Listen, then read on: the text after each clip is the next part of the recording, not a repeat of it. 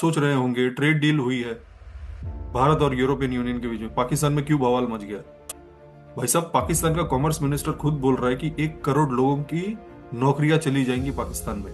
भारत के पास कॉटन है, मैन्युफैक्चरिंग स्केल है, स्किल्ड मैन पावर है, बेटर क्वालिटी लेके आ रहा है भारत, बेटर कंप्लायंस लेके आएगा, बेटर अंडरस्टैंडिंग लेके आएगा। अब यूरोप सोचेगा same product, better quality, cheaper price, reliable partner, मैं पाकिस्तान से क्यों लूं। और फिर क्या होगा? फिर पाकिस्तान में होगा एक political chaos, street protest, army pressure, और वही घिसी पिटी भारत फोबिया वाली नैरेटिव डाइवर्जन। जानबूझ के थोड़ी अंडर प्ले की है, मुझे ऐसा लगता है कि दिसंबर में बिल्कुल चुपचाप, कोई ड्रम बीटिंग नहीं, कोई हेडलाइन मैनेजमेंट नहीं। भारत और रशिया एक 10 साल का एनर्जी और मिनरल्स डील साइन कर चुके हैं। 10 साल का contract is equal to real signal, 1 साल का contract is equal to noise. Europe का प्रॉब्लम है डिक्लाइनिंग पॉपुलेशन, लोग कम हो रहे हैं, बच्चे कम पैदा हो रहे हैं। वंदे मातरम दोस्तों, उम्मीद करता हूं आप सब कुशल मंगल हैं। मैवरिक जियोपॉलिटिक्स के आज के सेशन में आपका बहुत बहुत स्वागत है। चैनल को लाइक, शेयर और सब्सक्राइब करना मत भूलिए दोस्तों। हम कंटिन्यू करेंगे हमारे ongoing series on understanding the impact of the Bharat and European Union trade deal, जिसने पूरी दुनिया को अपनी ओर खींचा है, अट्रैक्ट किया है। पार्ट 1 हम कर चुके हैं, प्लीज पार्ट 1 देखिए। ये पार्ट 2 है जहां पर हम और भी इम्पैक्ट उसका असेस करेंगे।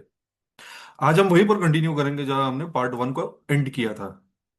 थोड़े से थोड़ा सा हमें अपने पड़ोसी मुल्क पाकिस्तान के बारे में बात करनी पड़ेगी कि पाकिस्तान के ऊपर क्या इम्पैक्ट हुआ है, या उसका एक परसेप्शन है कि क्या इम्पैक्ट होगा इस पूरे ट्रेड डील का। पाकिस्तान में बिजली क्यों गिर रही है? आप सोच रहे होंगे ट्रेड डील हुई है भारत और यूरोपियन यूनियन के बीच में, पाकिस्तान में क्यों बवाल मच गया। भाई साहब, पाकिस्तान का कॉमर्स मिनिस्टर खुद बोल रहा है कि 1 करोड़ लोगों की नौकरियां चली जाएंगी पाकिस्तान में। $12 बिलियन का इंपैक्ट लगेगा, डायरेक्ट झटका लगेगा पाकिस्तान को।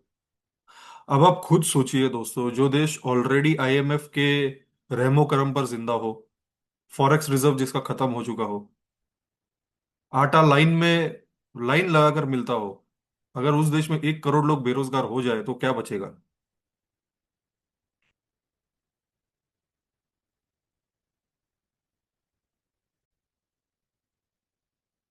डील की एस्टिमेटेड वैल्यू बताई जा रही है $27 ट्रिलियन, इस पे हम बात कर चुके हैं। जी हाँ, $27 ट्रिलियन।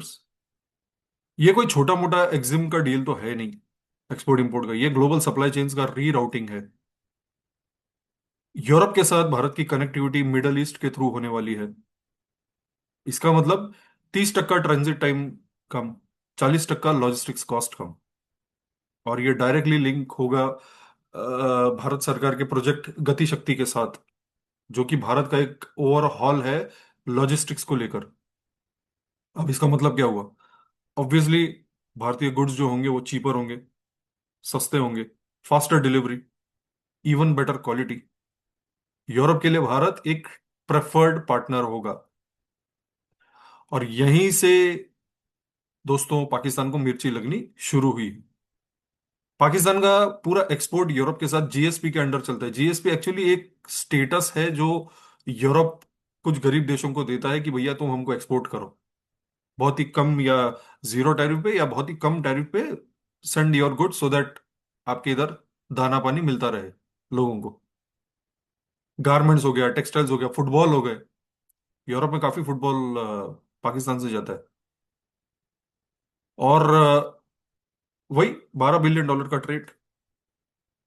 प्रॉब्लम ये हो गई कि भारत को अगर एफटीए मिल गया तो 90% शॉर्ट टर्म और 97 to 98% लॉन्ग टर्म प्रोडक्ट्स पे जीरो ड्यूटी है। We have talked about this. Bharat के पास कॉटन है, मैन्युफैक्चरिंग स्केल है, स्किल्ड मैन पावर है, बेटर क्वालिटी लेके आ रहा है भारत, बेटर कंप्लायंस लेके आएगा, बेटर अंडरस्टैंडिंग लेके आएगा। अब यूरोप सोचेगा same product, better quality, cheaper price, reliable partner, मैं पाकिस्तान से क्यों लूं। मैं फिर भारत से ही लूंगा ना, वो सारी चीजें भारत में मूव होंगी।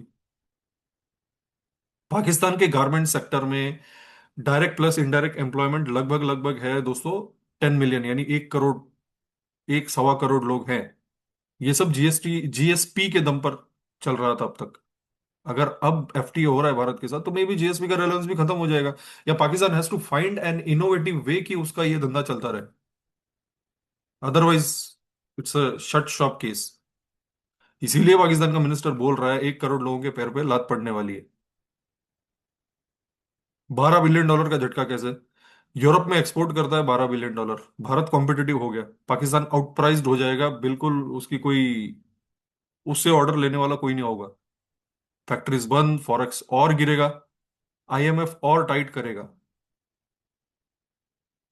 और फिर क्या होगा?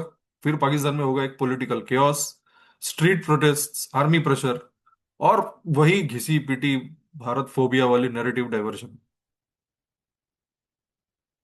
दोस्तों, मोदी सरकार ने सिर्फ ट्रेड डील नहीं की है, भारत ने ये देखा है कि ब्लॉक के साथ नेगोशिएट कैसे करते हैं, नॉन टैरिफ बैरियर्स हैंडल कैसे करते हैं। It's a great learning for us.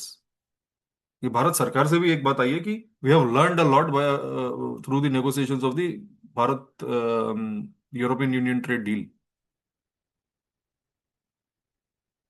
So that's a great thing.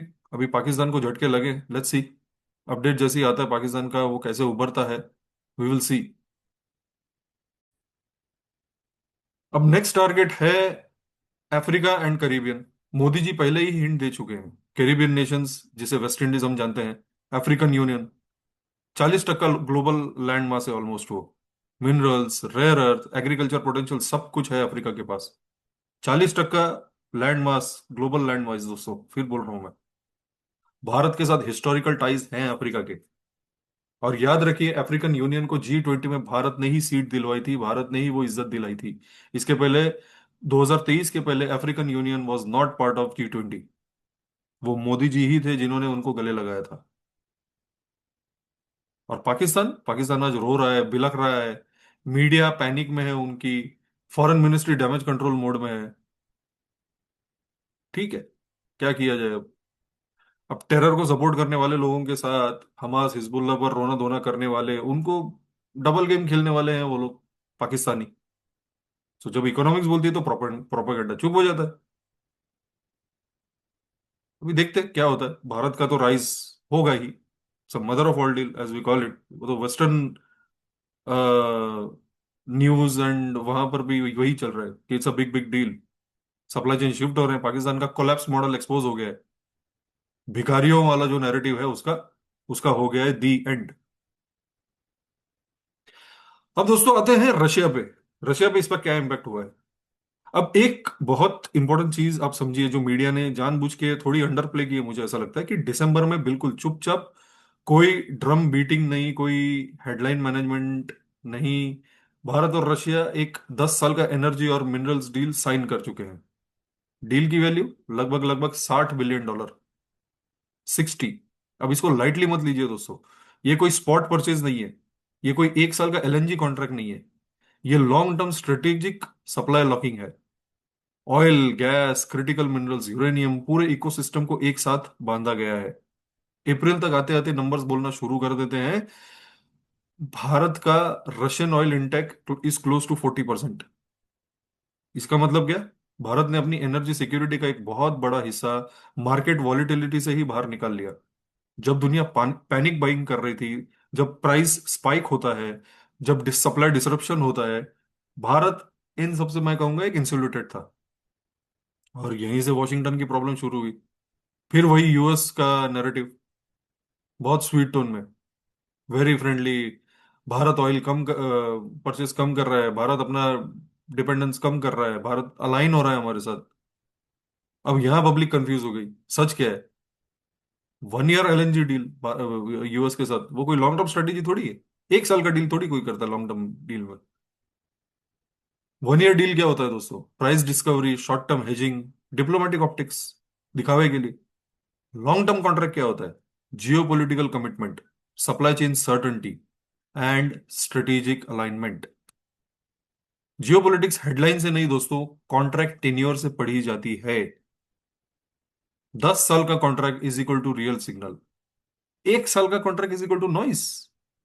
ये नॉइज होता है दिखाने के लिए। रशिया फैक्टर बिल्कुल क्रिस्टल क्लियर है, रशिया सिर्फ ऑयल नहीं देता, रशिया देता है energy security, predictability, long term supply. Uranium supply करता है न्यूक्लियर रिएक्टर्स के लिए। क्रिटिकल मिनरल्स, मॉडर्न इकोनॉमी का backbone. Battery, defence, space, nuclear, AI hardware, सब कुछ मिनरल्स पर डिपेंडेंट है। और जब यूएस और चाइना सप्लाई चेन्स को वेपनाइज कर रहे हैं, रशिया उनको डी वेपनाइज करने में मदद कर रहा है। इसीलिए भारत के लिए रशिया कोई टेम्पररी पार्टनर नहीं है, रशिया एक स्ट्रेटेजिक स्ट्रक्चरल पिलर है। और यहीं से कनाडा का एंट्री होता है। लोग सोच रहे हैं कनाडा का एंगल अचानक क्यों आया।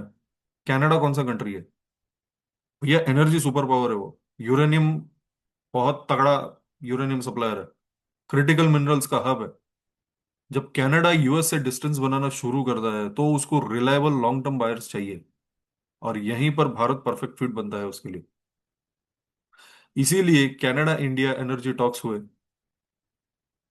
यूरेनियम कॉर्पोरेशन की बातें चल रही है, ईवी मिनरल्स अलाइनमेंट की बातें चल रही है। और ये सब रशिया लिंक के पैरेलल बिल्ड होता है, रिप्लेसमेंट के तौर पर नहीं। तो मतलब अगेन वी आर डाइवर्सिफाइंग। हम रशिया से भी लेंगे, कनाडा से भी लेंगे। अब इसका मतलब क्या हुआ? भारत ने कहीं ना कहीं, मुझे ऐसा लगता है कि एक ही स्ट्रोक में तीन काम कर दिए। Energy security locked, narrative warfare को कंफ्यूजन, एंड मल्टीपल सप्लायर्स के साथ लेवरेज बिल्ड कर ली। अब कोई भी आके बोले ऑयल बंद करो तो भारत बोलेगा कौन सा ऑयल, कौन सा कॉन्ट्रैक्ट, कौन सी सप्लाई? ऑप्शंस ही ऑप्शंस। हम लोग मेरे ख्याल से, if I am not wrong, we are buying from 40 countries now oil. 40 countries. Options ही ऑप्शंस। और जियो पॉलिटिक्स में ऑप्शंस ही पावर है दोस्तों, ऑप्शंस ही पावर है। अब एक बहुत बड़ी गलतफहमी तोड़नी जरूरी है दोस्तों। मैं थोड़ी बात करूंगा अभी डिफेंस, एआई और क्वांटम के बारे में। ट्रेड के पीछे का सिक्योरिटी डील। बहुत लोग सोच रहे हैं कि भारत और यूरोपियन यूनियन की डील सिर्फ टैरिफ कट, एग्जिम और मार्केट एक्सेस का गेम है। सच ये है कि ये डील टैरिफ से शुरू तो होती है, पर सिक्योरिटी पर जाके खत्म होती है। अब इसके अंदर जो सबसे इंपॉर्टेंट चीज है वो है स्ट्रेटेजिक सिक्योरिटी अलाइनमेंट। सबसे पहले डिफेंस से शुरू करते हैं। इस डील के फ्रेमवर्क के अंदर डिफेंस कोलैबोरेशन क्लियरली मेंशन्ड है। इसका मतलब सिर्फ आर्म्स बाइंग नहीं है, इसका मतलब जॉइंट डेवलपमेंट है, टेक शेयरिंग है, को प्रोडक्शन है, long term defence industrial partnership है। यूरोप के पास एडवांस डिफेंस टेक है, भारत के पास स्केल, मैन पावर और ऑपरेशनल एक्सपीरियंस है। ये कॉम्बिनेशन सिर्फ वेपन्स के लिए नहीं दिखेगा दोस्तों आपको। और इससे आप आगे चल के देखेंगे कि एक डेटरेंस की तरह काम कर रहा है। अब स्पेस सिक्योरिटी में आते हैं। आज की वॉर सिर्फ जमीन, समंदर या हवा में नहीं हो रही है। Today's wars are being also fought in space, satellites, navigation, communication, surveillance. Bharat European union alignment का मतलब है shared space situational awareness, satellite security, anti satellite threats के अगेंस्ट कोऑर्डिनेशन। जो कंट्री स्पेस कंट्रोल करेगा दोस्तों, वो बैटल फील्ड पे सबसे पहले जीत उसी की होगी। अब सबसे डेंजरस और सबसे powerful area, AI and quantum R and D. ये सिर्फ इनोवेशन का टॉपिक नहीं है दोस्तों, ये फ्यूचर वॉरफेयर का बैकबोन है। एआई डिसाइड करेगा कि targeting, logistics, cyber defence, decision speed. Quantum decide करेगा एनक्रिप्शन, डिक्रिप्शन, सिक्योर कम्युनिकेशन। सारी चीजें कोलैबोरेट होकर सामने आएंगी। फ्यूचर वॉर्स के लिए शेयर्ड ब्रेन पावर। और ये सिर्फ मिलिट्री के लिए नहीं, ये सिविल इंफ्रा प्रोटेक्शन के लिए भी है। साइबर और काउंटर टेरर पे भी फोकस है। आज टेररिज्म सिर्फ गन और बॉम्ब से नहीं होता। आज terrorism is equal to cyber attacks, is equal to financial networks, radicalisation की पाइपलाइन होती है इनकी पूरी, एनक्रिप्टेड कम्युनिकेशन है। भारत का एक्सपीरियंस ग्राउंड लेवल पे है, यूरोप का एक्सपीरियंस इंटेलिजेंस और ट्रैकिंग में है। अब जब ये दोनों साथ में आएंगे, it will become a deadly combo. Indian ocean की तरफ थोड़े देखते हैं। इंडियन ओशन इज नॉट कोई नॉर्मल समंदर, वर्ल्ड ट्रेड का मेजर रूट, एनर्जी सप्लाई का लाइफलाइन, डेटा केबल्स का हाईवे। और इस डील में एंटी पायरेसी ऑपरेशंस और मैरीटाइम सिक्योरिटी एक्सप्लिसिटली इंक्लूडेड है। इसका मतलब joint petrol, information sharing, coordinated response, सारे साथ, सब कुछ साथ में होगा। और यहाँ एक बहुत इंपॉर्टेंट ऑपरेशनल डिटेल ये है दोस्तों कि जॉइंट नेवल एक्सरसाइजेस का भी प्रोविजन है। सिर्फ एक्सरसाइज नहीं, real real coordination. European union के शिप्स भारतीय कमांड जोन्स के अंदर ऑपरेट करेंगे। अब ये कोई सिंबॉलिक चीज नहीं है, इसका मतलब है trust, interoperability, shared rules of engagement. Indian navy और यूरोपियन यूनियन की नेवी अब एक दूसरे को आउटसाइडर नहीं, पार्टनर की तरह ट्रीट करेंगे। फ्रेंड की तरह नहीं, पार्टनर। यहाँ फ्रांस का रोल बहुत इंपॉर्टेंट हो जाता है दोस्तों। फ्रांस कोई नॉर्मल यूरोपियन कंट्री नहीं है as far as Indo Pacific is concerned. France एक रेजिडेंट पावर है इंडो पैसिफिक में। उसके आइलैंड्स हैं, टेरिटोरीज हैं, परमानेंट नेवल प्रेजेंस है। इसीलिए फ्रांस क्वाड में फॉर्मली नहीं है पर स्ट्रेटेजिकली हमेशा प्रेजेंट है। और जब फ्रांस भारत के साथ डिफेंस और मैरीटाइम अलाइनमेंट कर रहा है, तो वो सिर्फ पेरिस का डिसीजन नहीं होता, वो पूरे यूरोप का सिग्नल होता है। बहुत सारी चीजें सिंबॉलिक होती है दोस्तों। आप डायरेक्टली किसी चीज का मैसेज डिकोड नहीं कर पाओगे, बट वो यूरोप का एक बहुत बड़ा प्रेजेंस है फ्रांस के रूप में। ट्रेड सिर्फ एंट्री पॉइंट है दोस्तों, असली गेम सिक्योरिटी आर्किटेक्चर का है। चीन से सबको खतरा है, भारत को भी है और यूरोपियन यूनियन को भी है। अब ट्रम्प काका ने चीन को यूरोप के साथ में लाके खड़ा कर दिया है। आज ही मैं देख रहा था, कीर स्टारमर का और शी जिनपिंग की मुलाकात हुई है। अगर आप मुझे बताएं कमेंट करके तो मैं उस पर एक सेपरेट वीडियो बनाऊंगा। बट यार, बट फिलहाल यहाँ पर जब हमारी सिक्योरिटी आर्किटेक्चर अलाइन हो रही है यूरोपियन यूनियन के साथ, तो प्रेशर पॉलिटिक्स फेल होने लगी है। इसीलिए ये डील सिर्फ इकोनॉमी का चैप्टर नहीं है, भारत के स्ट्रेटेजिक पोस्चर का अपग्रेड है। अगले चैप्टर में हम करेंगे एक और अंडररेटेड एंगल पर, लेबर वीजा और शेंगन लाइक फ्यूचर। एक लॉन्ग टर्म सोशल और डेमोग्राफिक एंगल समझना बहुत जरूरी है दोस्तों, जो हेडलाइन में ऑलमोस्ट नहीं आता। जियोपॉलिटिक्स टैंक्स, शिप्स और मिसाइल से नहीं चलती, पॉपुलेशन से चलती है जियोपॉलिटिक्स। और यहीं पर यूरोप की सबसे बड़ी वीकनेस दिखाई देती है। यूरोप का प्रॉब्लम है यूरोप का प्रॉब्लम है डिक्लाइनिंग पॉपुलेशन। लोग कम हो रहे हैं, बच्चे कम पैदा हो रहे हैं, लेबर का शॉर्टेज है वहां पर। फैक्ट्रीज हैं, हॉस्पिटल्स हैं, लैब्स हैं, पर काम करने वाले लोग नहीं है। रिटायर होने वाले लोग ज्यादा हैं, वर्कफोर्स में एंटर करने वाले लोग कम है। अब ये कोई टेम्पररी इशू भी नहीं है, ये एक स्ट्रक्चरल डेमोग्राफिक क्राइसिस है इनका। और इस क्राइसिस का कोई शॉर्टकट सोल्यूशन नहीं है। अब यूरोप कर क्या रहा है? यूरोप एक साथ दो चीजें कर रहा है, और ये मैं कहूंगा एक कॉन्ट्राडिक्शन है पर इंपॉर्टेंट है। एक तरफ इलीगल माइग्रेंट्स को पुश बैक करो, बॉर्डर्स टाइट करो, सोशल बैकलैश, क्योंकि अनकंट्रोल्ड माइग्रेशन से लॉ एंड ऑर्डर इश्यूज आ रहे हैं यूरोप में। आप देखिए जितने भी मुस्लिम कंट्री से लोग माइग्रेट करके वहां पर गए हैं, जो वॉर टॉर्न कंट्रीज हैं, अफगानिस्तान, सीरिया, उन्होंने क्या कर रखा है वहां पर? मचान मचा रखा है। कल्चरल फ्रिक्शन होती है उनके यहाँ पर, पॉलिटिकल इंस्टेबिलिटी बढ़ रही है उनकी। और दूसरी तरफ अगर आप देखें, skilled legal predictable migration is the way forward.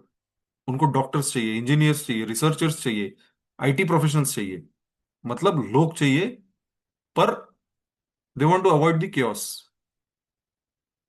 क्या आपको ये नहीं लगता दोस्तों कि भारत यहां पर परफेक्टली फिट होता है? अब भारत के पास है क्या? World class engineers, globally trained doctors and health care staff, IT professionals जो ऑलरेडी यूरोपियन सिस्टम समझते हैं। There are already many many IT professionals working in Europe, Bharat से। Bharat provides good, stable and reliable manpower, जिन पे Europe भरोसा कर सकता है, करते आ रहा है। रिसर्चर्स जो इनोवेशन इकोसिस्टम में काम कर सकते हैं। और सबसे इंपॉर्टेंट बात, इंग्लिश प्रोफिशिएंसी। भारतीय लोग इंग्लिश बहुत बढ़िया बोलते हैं, रूल बेस्ड माइंडसेट रखते हैं, डेमोक्रेटिक कल्चर कंपेटिबिलिटी है उनकी। इसीलिए यूरोप के लिए इंडिया एक लो रिस्क बट एक हाई वैल्यू टैलेंट पूल है। अब लॉन्ग टर्म विजन क्या है इसमें? ये सिर्फ वर्क परमिट दे दो या वीजा थोड़ा इजी कर दो वाला मॉडल नहीं है। विजन ज्यादा डीप दिख रहा है मुझे। Controlled movement of people, controlled का मतलब verified skills, legal pathways, predictable influence, social integration. और यहीं से एक और इंटरेस्टिंग आइडिया निकलता है, ऑलमोस्ट शेंगन लाइक एक्सेस। मतलब स्टूडेंट्स फ्रीली मूवमेंट कर सकते हैं, रिसर्चर्स प्रोजेक्ट्स के लिए रोटेट हो सकते हैं, स्टार्टअप्स यूरोप के मल्टीपल हब्स में ऑपरेट कर सकते हैं। और ये ओवरनाइट नहीं होगा, पर मोर और लेस डायरेक्शन इज क्लियर। अब इसको यूएस के कॉन्टेक्स्ट में देखो। यूएस का H1B सिस्टम क्या है? Uncertainty, lottery, policy flip flop, political drama है H1B आज। कभी वीजा टाइटन कर दिया, कभी रिलैक्स कर दिया, कभी बैन कर दिया, कभी रोल बैक कर दिया। यार क्या लगा रखा, मजाक लगा रखा है क्या तुमने? ऐसे अनसर्टन तरीके से तुम सुपर पावर रहोगे? For you to be a super power, stay a super power, you need to have predictable policies. अब इसका रिजल्ट क्या हो रहा है? टैलेंटेड लोग बोल रहे हैं कि रिस्क नहीं लेंगे, और यही यूरोप पर क्वाइटली एक मूव आता है। Silent counter to H1B drama, no slogans, no noise, कोई थ्रेट नहीं, बस एक simple message: come legally, come predictably and build long term. और इसीलिए ये लेबर वाला वीजा एंगल मेरे हिसाब से सिर्फ एक एम्प्लॉयमेंट इशू नहीं है, ये इनोवेशन का इशू है। कॉम्पिटिटिवनेस देगा यूरोप को, एंड लॉन्ग टर्म ग्रोथ का एक गारंटर है। और भारत यूरोपियन यूनियन डील के अंदर ये एक सॉफ्ट पावर दिखने वाली चीज, पर एक हार्ड इंपैक्ट वाला मूव है। इसमें वीजास भी हैं, आप समझो टूरिज्म का भी बेनिफिट है। ये पॉपुलेशन क्राइसिस का एक जियोपॉलिटिकल सोल्यूशन है दोस्तों। और ये सोल्यूशन भारत को कोई एक्सपोर्टर नहीं, पर सिस्टम पार्टनर बनाएगा। अब थोड़ा बात करते हैं कौन से सेक्टर ओपन हुए, पर ऑफ कोर्स प्रोडक्शन के साथ। यहां पर सबसे ज्यादा मिस इंफॉर्मेशन और पैनिक नैरेटिव चलाया जा रहा है। कुछ लोग बोल रहे हैं भारत ने सब कुछ ओपन कर दिया, किसान बर्बाद हो गए, मैन्युफैक्चरिंग खत्म हो गई, मारुति सुजुकी जैसी कंपनी बंद हो जाएगी। सच ये है कि ये डील इमोशनल नहीं, सर्जिकल है। भारत ने नेगोशिएट किया है स्कैल्पेल से, बुलडोजर से नहीं। पहले समझते हैं कौन से सेक्टर्स ओपन किए गए हैं। सबसे पहले आईटी, एआई, क्वांटम। यहां ऑलरेडी इंडिया स्ट्रांग है, यूरोप को सर्विसेज चाहिए, और भारत के पास टैलेंट है। इसमें मार्केट एक्सेस बढ़ता है, भारतीय फर्म्स यूरोप के इकोसिस्टम में डीपली एम्बेड होती हैं, हाई वैल्यू जॉब्स क्रिएट होती हैं। ये ओपनिंग भारत के लिए फेवर में है, यूरोप के फेवर में नहीं, मेरे हिसाब से। यहां भी फुल फ्लडिंग नहीं, डिफेंस और इलेक्ट्रॉनिक्स में भी फुल फ्लडिंग नहीं हो रही है। ओपनिंग का मतलब जॉइंट प्रोडक्शन है, को डेवलपमेंट है, टेक्नोलॉजी शेयरिंग है। भारत इंपोर्टर नहीं, अब पार्टनर बन रहा है। इलेक्ट्रॉनिक्स में भी सप्लाई चेन डाइवर्सिफिकेशन, चाइना में डिपेंडेंसी कम, भारतीय मैन्युफैक्चरिंग को स्केल मिलेगा। Yes, we are learning, we are improving, मतलब we are not great logistically, but we are trying to improve. Every day is a new improvement day. Pharma, अब pharma के लिए क्या है? ये तो ऑलमोस्ट नेचुरल फिट है। भारत वर्ल्ड का लार्जेस्ट जेनेरिक मेडिसिन सप्लायर है, cost effective health care solution देता है। मेडिकल टूरिज्म है भारत में थ्राइविंग, राइट। यूरोप में एजिंग पॉपुलेशन है, राइजिंग हेल्थ केयर कॉस्ट है। अब यहां पर ओपनिंग का मतलब है भारतीय फार्मा को एक स्टेबल और रेगुलेटेड मार्केट मिलेगा, यूरोप को अफोर्डेबल हेल्थ केयर। भैया विन विन है दोनों के लिए। टेक्सटाइल एंड गारमेंट्स, इस सेक्टर में भारत ऑलरेडी एक ग्लोबल प्लेयर है। टैरिफ रिडक्शन का मतलब भारतीय एक्सपोर्टर्स कॉम्पिटिटिव होते हैं, एम्प्लॉयमेंट इंटेंसिव सेक्टर को बूस्ट मिलता है। Textile is an employment intensive sector दोस्तों। एमएसएमई क्लस्टर्स को ऑर्डर मिलेंगे। अब ये कोई थ्रेट तो नहीं है, ये तो एम्प्लॉयमेंट जनरेटर हो गया। ऑटो सेक्टर, सबसे ज्यादा मिसअंडरस्टूड पॉइंट मैं बताता हूं कैसे। ऑटो सेक्टर पूरा ओपन नहीं हुआ है, ओपनिंग सिर्फ लग्जरी कार्स के लिए है, और यहां भी लिमिटेड कोटा रखा गया है। अल्ट्रा लग्जरी सेगमेंट जैसे मर्सिडीज का मेबैक, रोल्स रॉय टाइप गाड़ियां, ये कार्स वॉल्यूम में नहीं आती, मास मार्केट को तो टच ही नहीं करती। तो मारुति कहां से आ गया भाई? मारुति तो महीने में 2 लाख गाड़ियां बनाता है। ये गाड़ियां 2 लाख थोड़ी बनती है, कि कोई 2 लाख कौन लेगा भारत में इतनी महंगी गाड़ी? सो इसीलिए मैं कह रहा हूं, ये सब जो बातें हो रही है ये सब अफवाह है। इन पे दिल बिल्कुल ध्यान मत दीजिए, और हमारे चैनल को फॉलो कीजिए, और इसमें से आप फैक्ट्स एंड फिगर्स देखिए। अब प्रोटेक्टेड सेक्टर्स जो है उनके बारे में समझिए। भारतीय फार्मर्स, एग्रीकल्चर में इंडिया ने रेड लाइन ड्रॉ कर रखी है, चाहे यूएस हो या यूरोप हो। We will not open agriculture for you. Sensitive items, staples, livelihood crops, यहाँ कोई फ्री फॉर ऑल नहीं है। टैरिफ प्रोडक्शन, कोटा प्रोडक्शन, सब वैसे के वैसे इंटैक्ट हैं। Not an inch given on this. अब एमएसएमईज, स्मॉल मैन्युफैक्चरर्स को डायरेक्टली कॉम्पीट करने के लिए ओपन नहीं छोड़ा गया है। फेज वाइज ओपनिंग है, एडजस्टमेंट टाइम दिया गया है, शॉक एब्जॉर्ब करने का बफर है, धीरे धीरे, so that MSMEs come up and they also evolve and develop their technologies, develop their own understanding of the market and then start delivering. Mass market auto, जो मैंने पहले ऑटोमोबाइल की बात कर रहा था, सबसे important point, Maruti, Tata, Mahindra, Hyundai, ये सब मास मार्केट प्लेयर्स हैं। और फैक्ट ये है कि मास कार्स ऑलरेडी इंडिया में बनती है। यूरोप से आके 10-15 लाख की कार डंप होने वाली है। डोमेस्टिक मैन्युफैक्चरर्स को रिप्लेस नहीं करने वाली है। सॉरी, नहीं होने वाली, 10-15 लाख की कार नहीं होने वाली है डंप, मैंने शायद हाँ कह दिया। डोमेस्टिक मैन्युफैक्चरर्स को रिप्लेस नहीं करेंगी। इसीलिए जो नैरेटिव चलाया जा रहा है, मारुति बंद हो जाएगी, अम, छोटी कार कंपनियां बंद हो जाएंगी, ये सिर्फ इग्नोरेंस है, डेलिबरेट फियर मॉन्गरिंग। कोई ना कोई इनको पैसा दे रहा है ये सब बोलने के लिए।